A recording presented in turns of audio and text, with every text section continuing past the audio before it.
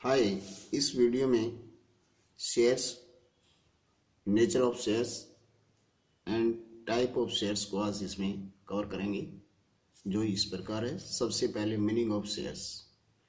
Total capital of company is divided into units of small denominations. Company की जो संपूर्ण पूंजी होती है उसे छोटे मूल्य में डिवाइड किया जाता है। Each such unit is called share. इस प्रकार की जो यूनिट है उसे हम शेयर्स के रूप में देखते हैं। For example, if the total capital of the company, यदि कंपनी की टोटल कैपिटल इज ₹10 लाख, यदि 10 लाख रुपए है, divided into 1 lakh units of 10 each, यदि उसको 1 लाख यूनिट की 10 ऑफ ईच में डिवाइड कर दिया जाता है, each unit of 10 rupees will be called a shares of ₹10 each। तो इस प्रकार 10 रुपये की यूनिट प्रत्येक जो है वो 10 रुपये शेयर्स कहलाएगी। दस in the above case of the company, जब ऊपर बताए गए केस के अंदर अगर हम देखते हैं, यहाँ पे has the 1 lakh shares of 10 each, यहाँ पे 1 लाख शेयर्स ऑफ 10 ईच होंगे। Shares must be numbered, shares को हमें नंबर कर देना चाहिए, जिससे कि so that they have may be identified, जिन्हें आसानी से पहचाना जा सके। अब नेचर ऑफ शेयर्स के ऊपर हम डिस्कस करते हैं। The shares of the company are movable property. Shares को कंपनी की मूवेबल प्रॉपर्टी माना गया है, ट्रांसफरेबल माना गया है, in the manner to provide by the article of associations of the company, जो कि कंपनी के आर्टिकल एसोसिएशंस के अंदर इसके बारे में उल्लेख है। Shares of a company are to be treated as goods. Shares को हम गुड्स के रूप में ट्रेड करते हैं under the sales act of goods act 1913। यानी गुड्स एक्ट 1913 के तहत कंपनी के जो शेयर्स होते हैं उन्हें गुड्स के रूप में ट्रेड किया जाता है। These are can be brought, इन्हें खरीदा जा सकता है, बेचा जा सकता है, हाइपोथिकेटेड, इन्हें रखा जा सकता है, और यह वसीयत के रूप में, बेनिफिटेड के रूप में, वसीयत के रूप में भी यूज किया जा सकता है। अब हम चलते हैं इसके ऊपर टाइप ऑफ शेयर्स के ऊपर। शेयर्स होते हैं दो प्रकार के होते हैं, एक तो प्रेफरेंस शेयर्स होता है, दूसरा इक्विटी शेयर्स होता है। अब हम वन बाय वन सबसे पहले हम प्रेफरेंस शेयर्स के ऊपर यहाँ पर डिस्कस करेंगे। Preference shares are those shares which carry the following 2 rights. Preference shares वो होते हैं जिन्हें 2 प्रकार के राइट्स होते हैं। सबसे पहले they have a rights to receive the dividend at a fixed rate before any dividend is to be paid on the equity shares। Equity shares के ऊपर किसी तरह का भुगतान करने से, डिविडेंड का भुगतान करने से पहले इन्हें डिविडेंड के फिक्स रेट से प्राप्त करने का राइट्स होता है डिविडेंड का। दूसरा, when the company is wind up, जब कंपनी बंद होती है, they have the rights to return the capital before that of the equity shares. Equity shares capital का भुगतान करने से पहले इन्हें भुगतान किया कैपिटल वापस की जाती है, इनका भुगतान किया जाता है। ये 2 इनको राइट्स होते हैं। एडिशनल ऑफ द अबव, जो ऊपर बताए गए इससे के अलावा, the preference shares have make some more rights. इसे प्रेफरेंस शेयर को और भी ज़्यादा अधिक राइट दिए गए हैं, such as the rights of participating in the excess profit, जैसे कि एक्सेस प्रॉफिट में हिस्सा लेना। When a specified dividend has to be paid on the equity shares, जब इक्विटी शेयर को स्पेसिफाइड डिविडेंड दिया जाता है, और the rights of to be receive premium eight the time of redemptions. दूसरा, रिसीव प्रीमियम, जो प्रीमियम कराने का अधिकार रिडेम्पशंस के ऊपर। फर्स्ट जो है कि जब स्पेसिफाइड डिविडेंड जो होता है इक्विटी शेयर्स होल्डर को दिया जाता है, उसमें भी इसे पार्टिसिपेट करने का राइट्स होता है। लेकिन वो उसके अंदर क्या है, कंडीशंस के ऊपर डिपेंड करता है। अब आ जाता है कि यहाँ पर types of preference shares. Preference shares हैं वो कितने प्रकार के होते हैं, तो ये काफ़ी प्रकार के हैं। इनमें से वन बाय वन इसका हम यहाँ पर डिस्कस करेंगे। सबसे पहले आता है इसमें कम्युलेटिव प्रेफरेंस शेयर्स।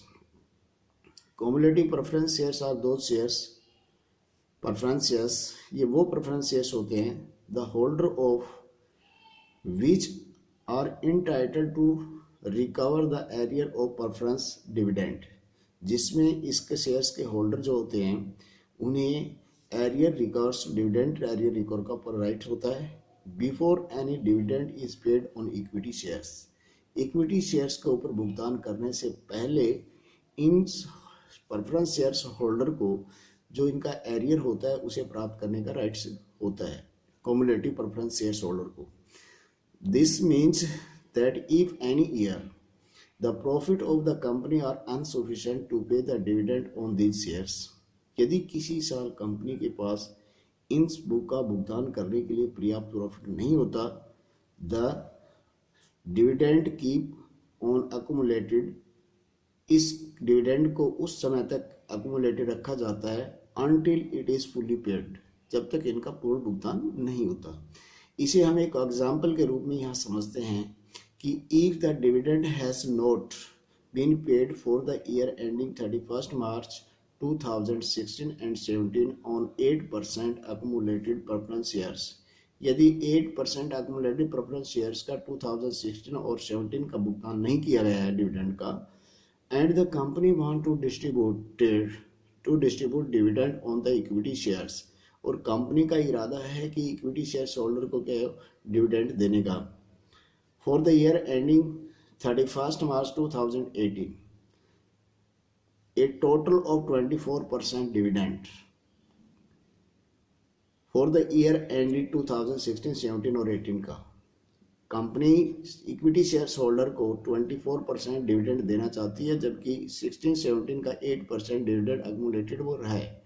तो उस पोजिशंस के अंदर पेंडिंग है, तो उस अवस्था में will have to be first paid the preference shares, पहले जो प्रेफरेंस शेयर्स होल्डर को डिविडेंड दिया जाएगा जो बकाया एरियर जो है before the payment of any dividend equity shares. Equity shares का भुगतान करने से पूर्व जो है 2016-17 का यहाँ पे कंपनी को प्रेफरेंस शेयर्स होल्डर का डिविडेंड का भुगतान करना होगा। इसके साथ साथ हम देखते हैं the arrear of the dividend on these shares, अगर इन शेयर्स के ऊपर कुछ एरियर बच जाता है are to be show on in the balance sheet, तो उसे बैलेंस शीट में दिखाया जाता है as a commitment under contingent liabilities and the commitments के रूप में इसे बैलेंस शीट के अंदर शो करेंगे। नंबर 2 जो है non accommodated preference shares, these shares holder of such shares gate a fix amount of the dividend out of the profit of each years.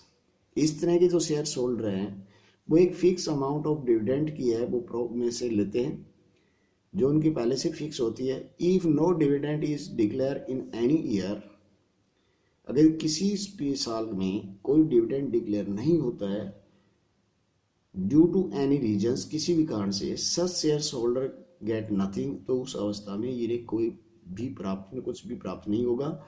NOR can they claim, और न ही ये कोई claim कर सकते हैं अनपेड डिविडेंड के ऊपर any year in any subsequent years, आने वाले सालों में न ही कोई किसी तरह का कोई क्लेम कर सकते हैं।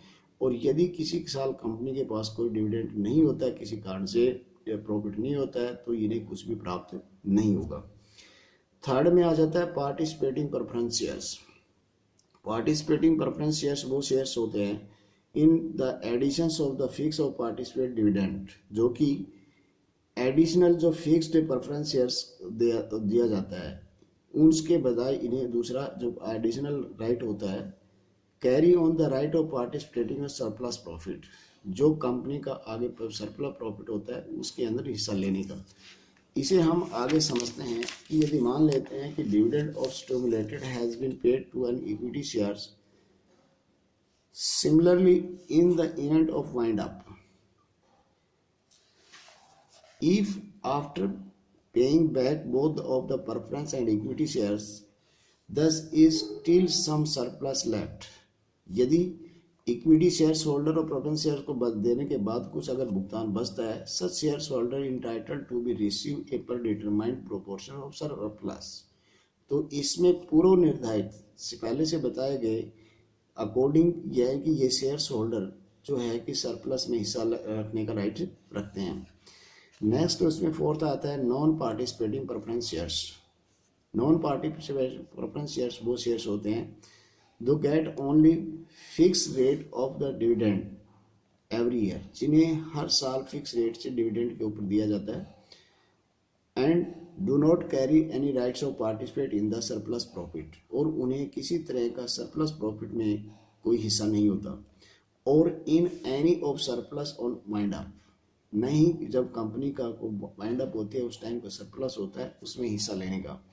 अनलेस द एक्सप्रेस प्रोवाइडेड, जब तक कि पूर्व घोषणा नहीं होती है, the preference shares are usually non participate, तब तक वो प्रेफरेंस शेयर्स होते हैं सामान्य रूप से क्या मान जाते हैं, नॉन पार्टिसिपेटिंग प्रेफरेंस शेयर्स माने जाते हैं।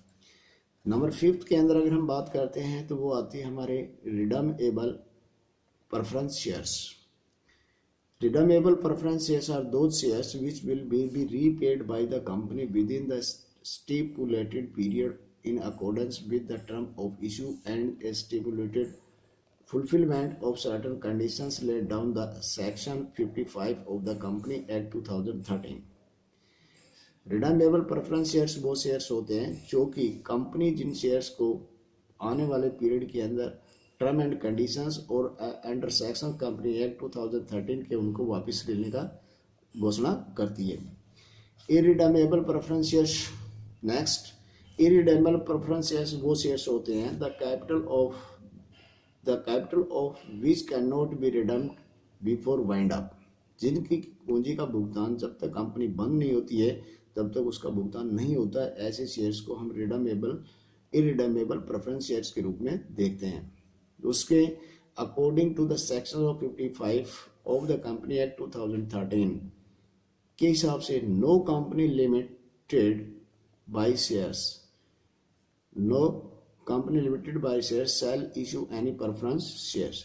जो कंपनी लिमिटेड बाय शेयर्स अगर नहीं है तो वो किसी तरह का शेयर से प्रेफरेंस शेयर्स इशू नहीं कर सकती, विच इज इरिडीमेबल और is redeemable after the expire of 20 years from the date of its issue.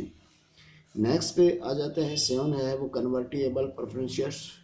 कन्वर्टिएबल preference shares holder of those shares have the rights to get their preference shares converted into the equity shares in the options of according to the terms of issue. अगर term of issue में ये इसका option दिया हुआ है तो जो preference shares holder हैं वो क्या है कन्वर्ट कर सकते हैं अपने शेयर्स को इक्विटी शेयर्स में। इस प्रकार के जो शेयर्स होंगे उन्हें हम कन्वर्टिएबल प्रेफरेंस शेयर्स के रूप में देखते हैं। नेक्स्ट हमारा 8th जो होता है वो आता है non convertible preference shares. Non convertible, the shares holder of the preference shares have not been the confirmed the right of getting their the preference shares converted into equity shares.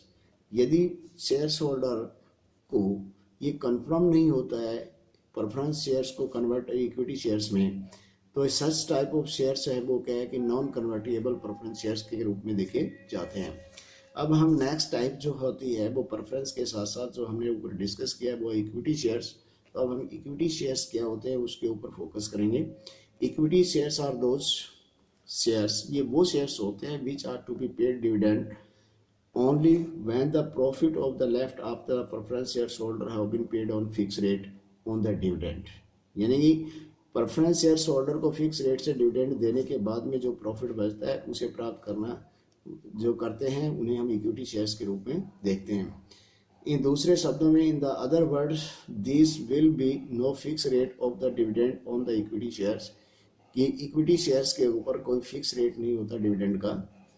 If in a particular year, यदि किसी period में there are no profit और no insufficient profit, यदि कोई profit नहीं होता है और प्रॉफिट है लेकिन पर्याप्त नहीं है, the equity shares holder will be receiving nothing.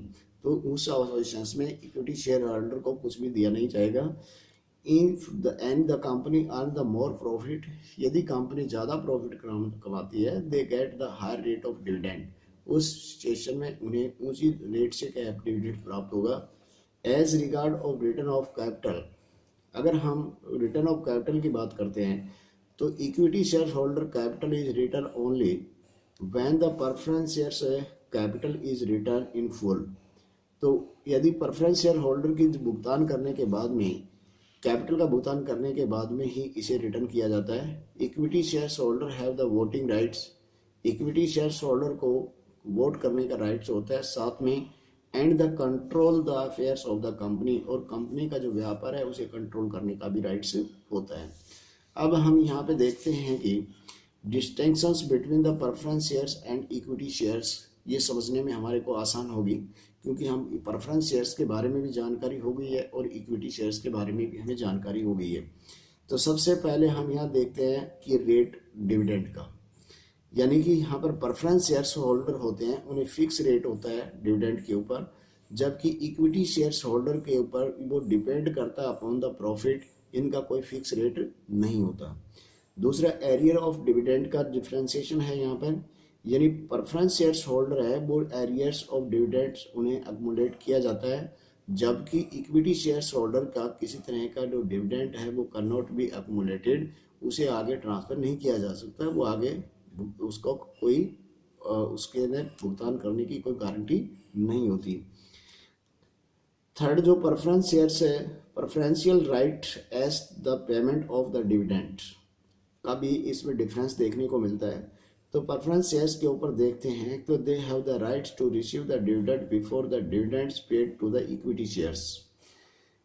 Equity shares holder का पेमेंट जो है नेचुरली है कि जो यहाँ पे जो भुगतान मिलेगा वो आफ्टर प्रेफरेंस ऑफ डिविडेंड जो है भुगतान दिया जाएगा।